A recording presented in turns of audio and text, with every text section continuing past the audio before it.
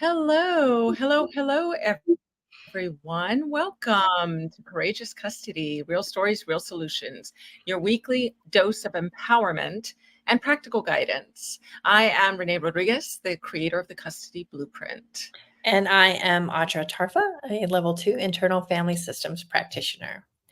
And we understand the unique challenges protective parents face in the courtroom. Our mission is to equip you with strategic thinking and emotional support that you need to navigate this difficult journey with strength and with resilience. So every Thursday at 7 p.m. Eastern, we're going to go live on YouTube, Instagram, and Facebook. We're going to be bringing you real stories. So you're getting inspiration and insight from stories about courageous parents who have walked in your shoes and emerged victorious in big ways and small.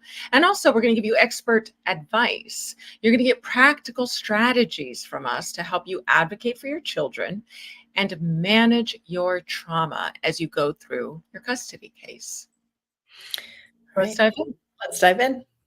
We want to start by saying that we are not giving legal advice or therapy.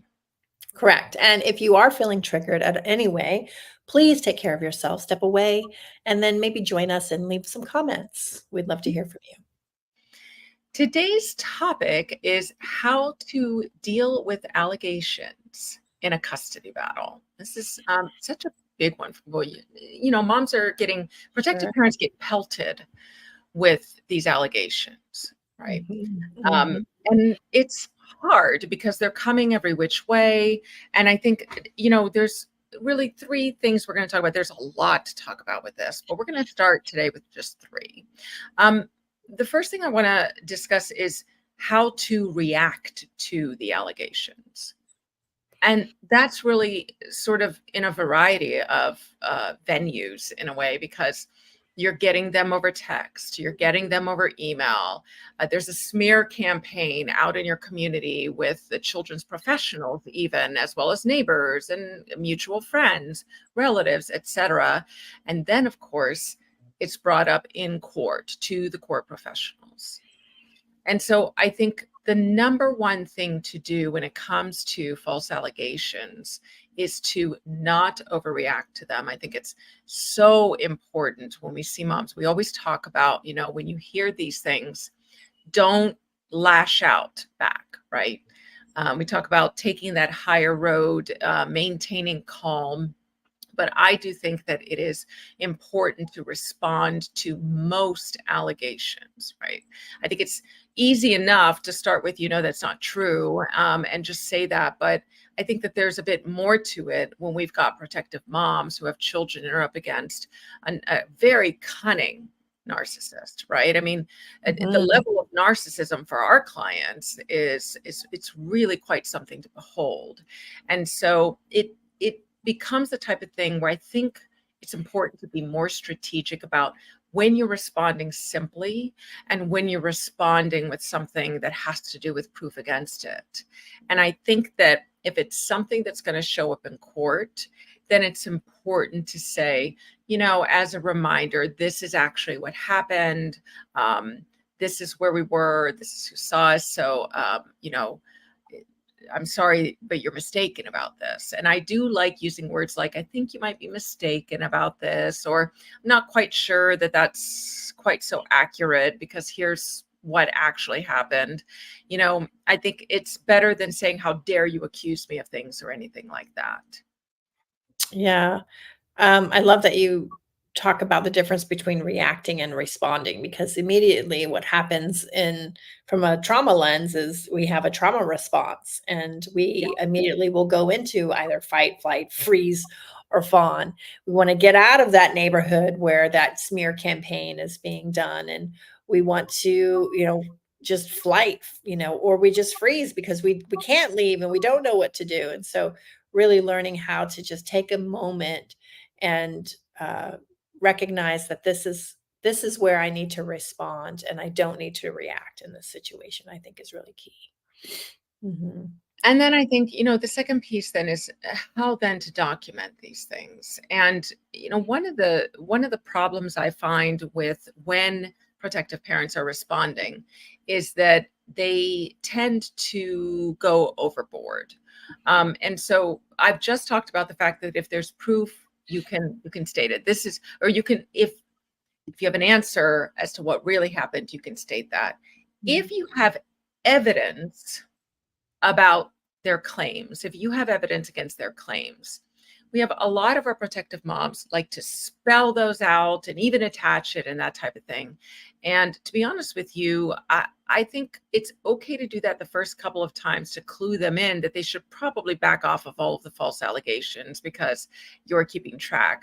But then after that, it begins to look a little bit contentious if you keep doing it, because of course they're always going to react in a way that is contentious. And remember, when you're corresponding with them, and all of this obviously should be in writing and obviously not over text, as I talk about all the time, but in email or OFW or talking parents, I think it's so important to understand that if you're setting a precedent that shows that you are taking evidence, that you are getting down documentation, if you keep saying that again and again and again, it just looks like you're poking the bear. So I like to tell moms, trust that you've got it. And that if this accusation comes up, you know you have the evidence. You don't need to let them know that you have the evidence. You can simply deny it and move on. You can even ignore it and move on sometimes. Right. Oh, absolutely. It's that, we have parts of us that act like judge and jury, and we want to, you know, put out our ruling, and that's not right, and let me tell you what the facts of the case are, and parts that are, sort of lawyers within themselves, like, no, and getting into the back and forth. We say this all the time, Renee. We just document it. You don't have to justify yourself. Just say, okay, thank you, or no, or that's not the case, and then just keep it moving, because um, ways in which we want to defend or speak up or advocate, all those things, all those parts that exist in us have reason and justification for how they feel. It's just knowing that there's enough self energy in the system to know when there's a time and place for that to act. And I think that you're hitting that. Yeah, so that's not the best way to document it, right? You don't want to make that habit. But when you are documenting, what I do find is that a lot of protective parents are not looking in all the places where they should be to find the allegations. There will be a lot of focus on what's most recent, right? This has been what's going on. So I'm going to be prepared against this when I meet with the evaluator, with the guardian ad litem, with the AFC, minors counsel, in front of the judge, whatever it might be. But the truth is that we really like to talk about what is the smear campaign, what's being said in the smear campaign, right? What is happening in terms of the allegations that they no longer talk about? Because the thing of it is that some of the allegations that they've stopped talking about, they might just be saving to spring it on you or spring it on one of the court professionals that you're meeting with. And so you look there as well.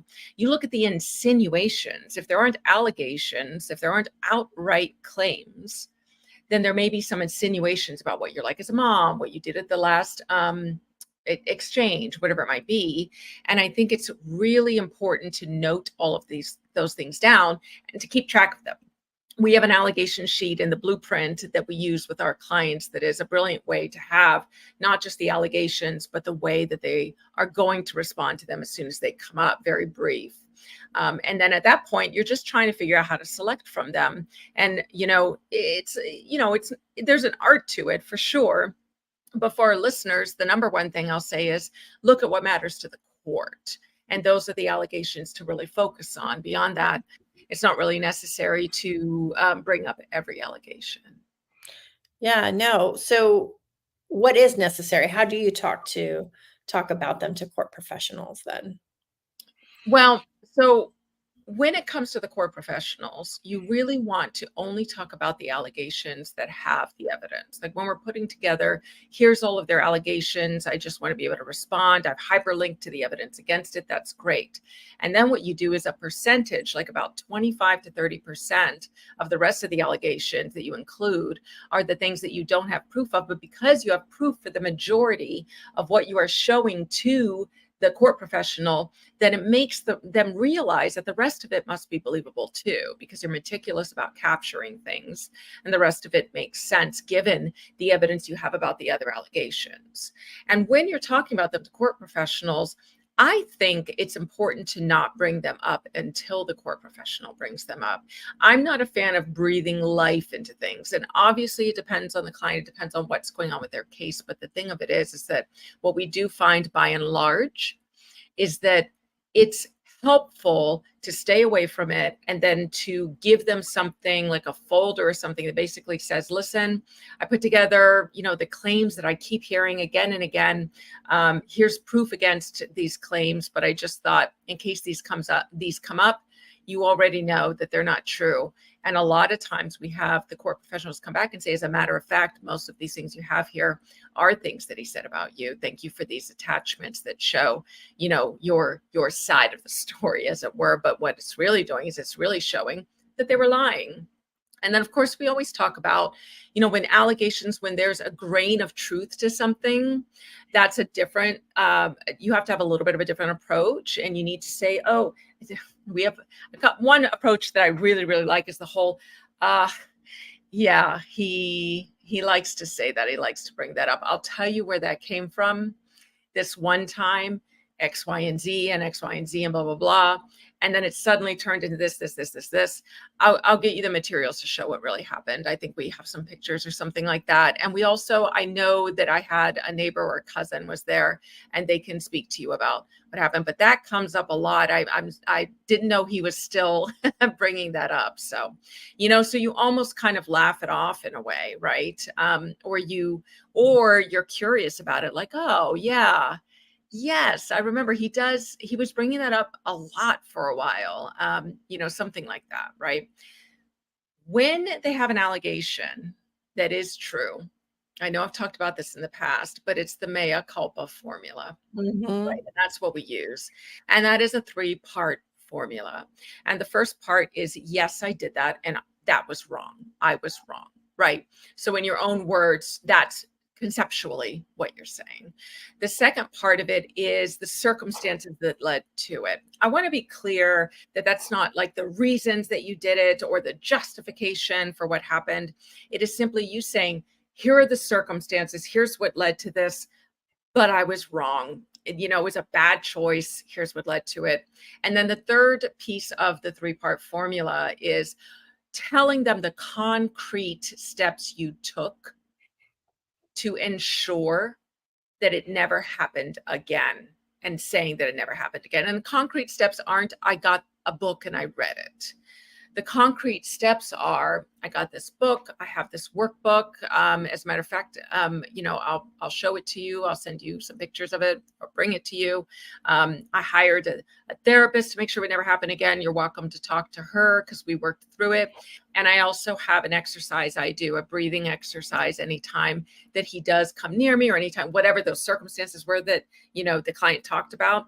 Then what I have them do is make sure that they've got tools that they can talk about, and here's what I do. And it's never happened again, and thank God, because I couldn't sleep for about 2 weeks after I did that. I couldn't believe that it's nothing I'd ever done before, and it's nothing I've ever done since, but it's still hard for me to believe it happened that day.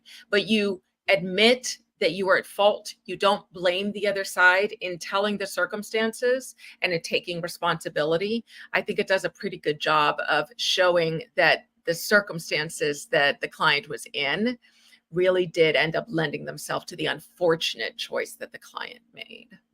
Yeah, I really like that. What I wanna just, and I know we're wrapping up, I just wanna bring in, we talk often a lot about the inner critic and the parts of the inner critic. I see the external critic coming out when our Mm, clients can go to talk to other professionals, or typically it's wanting to say all the ways in which they were harmed, or it's, again, sharing the story, but it's really an external critic that's coming out going, this was done incorrectly, this, when in actuality, we don't wanna do that, right? I've heard you talk about this. You don't wanna show up to a meeting with the court professional and slander the other person. you don't. No, and it's not a time to verbally ventilate in any way, shape, or form. It's not, and I'm glad you say that because many times the court professional that is investigating or evaluating or whatever may very well come from a psychology profession. And so it's very easy, they've got the psychologist's office, they're a psychologist, whatever it might be. It's very easy to conflate the therapy role to the evaluative role. Mhm. Yeah.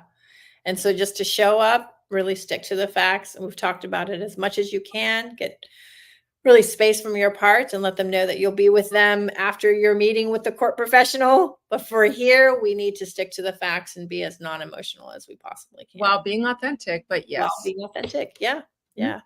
All Mhm. right. Well, that's all we've got for this week's episode of Courageous Custody. But before we go, thank you so much for joining us, whether live or on replay.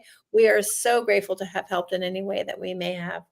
Mhm. We have some great takeaways for this week. Renee, Yes. what are the takeaways? Yeah. Do not overreact. Do not react as best you can to allegations and respond taking the high road. When you're documenting, look at a bunch of different places in order to find those allegations and make a list and be ready to respond. And then the last takeaway is when you're talking to them about court professionals, just remember what kind of allegation you're responding to and go back and listen to the different way that you would respond to the three different types of allegations, whether they are true, there's only a grain of truth and the rest are lies, or whether it's entirely false. Yeah, great tips. Next week, join us at 7 p.m. Eastern here. Like or follow or bookmark us so that you can get the notifications and not miss anything. Please, because what we're talking about might just catch you when you need it. Yes, So, but please do find yes, us. Lean please in, do. lean in. And don't forget to check the comments. In the comments there, you are going to find a link to a free copy of the court appearance prep list. And you can go to thecustodyblueprint.com in order to learn about the different ways to get help in your custody case. Absolutely. And please leave us your comments. I said that earlier. We would love to hear about your experience with this topic and any topics that you'd like to see discussed in the future. To connect with me, you can schedule a free compassion chat at acharatarfa.com. And wherever you are listening, remember you're not alone. Until next week, stay strong, stay informed, and keep fighting for what matters most. Bye-bye, everyone. Bye.